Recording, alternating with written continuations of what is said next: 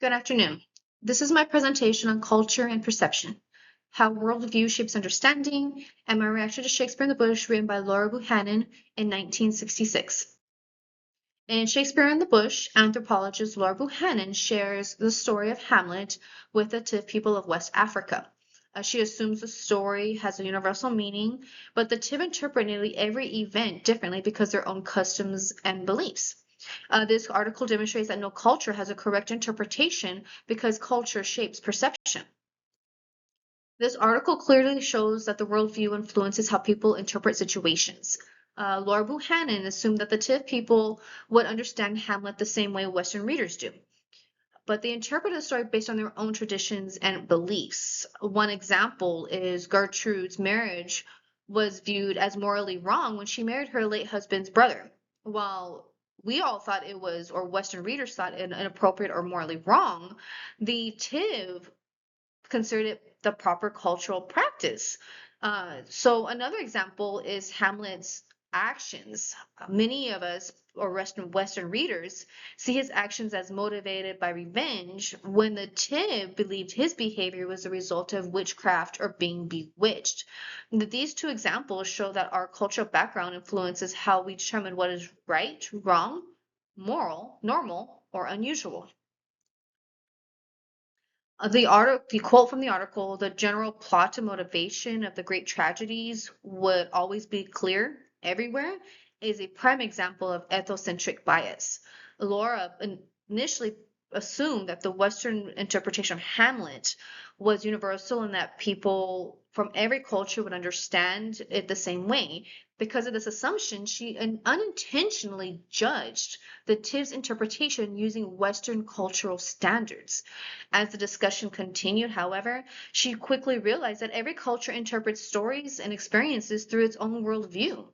This article demonstrates that different interpretations can be equally meaningful because they're shaped by each other's beliefs, values, and traditions. One of the biggest lessons from this article is that culture interpretation is not universal. Our customs often seem normal because they're shaped by how we were raised and the experiences that we shaped our values. However, that does not mean customs from other cultures are strong or wrong. This article teaches us that every culture has its own worldview, its own standards, its own beliefs, and we should avoid assuming that our own culture is the standard for everyone else. By being open to different perspectives, different beliefs, we can better understand and communicate with people from other cultures. One culture norm, for example, that's always been important to me is punctuality. I was raised to believe that being early shows respect. Being on time is being late or the minimum expectation, and arriving late is considered disrespectful and completely unacceptable unless there is a good reason for it. This mindset is common in monochronic cultures such as the United States, Germany, and Japan, where schedules and time management are highly valued. Was identified by Time Global. In addition to this, however, someone from a culture with a more flexible view of management or time might see this expectation as overly strict or believe that relationships are more important than following a schedule. This reminds me of the article because it shows that even something as simple as punctuality can be interpreted differently depending on a person's cultural view. Moving on to best practices for cultural communication, removing personal barriers and practicing effective listening are two of the best practices for cross-cultural communication.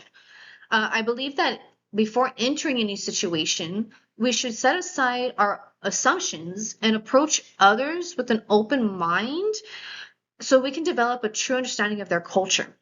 I feel if Laura had done this from the beginning, I believe she would have had a more productive and collaborative conversation with the Tiv.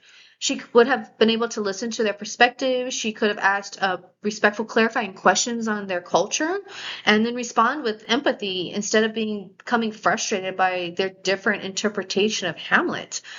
This shows that understanding another person's worldview is essential for effective intercultural communication. From my own personal experience, this article reminded me because that different communication styles can create understanding when people assume that their own way of communicating is the best standard. For example, I have a very direct form of communication. I initially assumed that approach would have been effective when managing my team in El Salvador.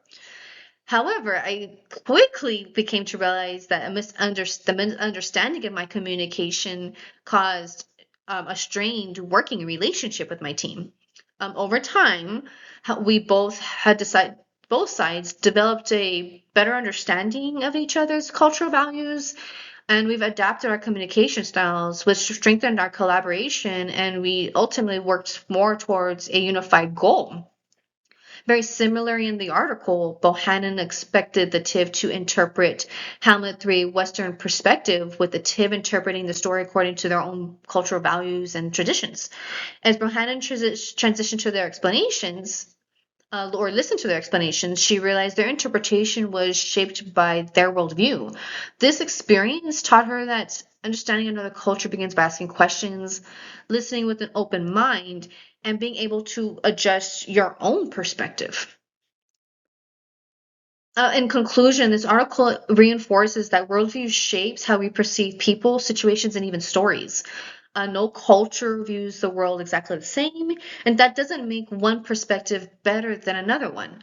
Instead, understanding different perspectives helps us communicate more effectively and build stronger relationships across cultures.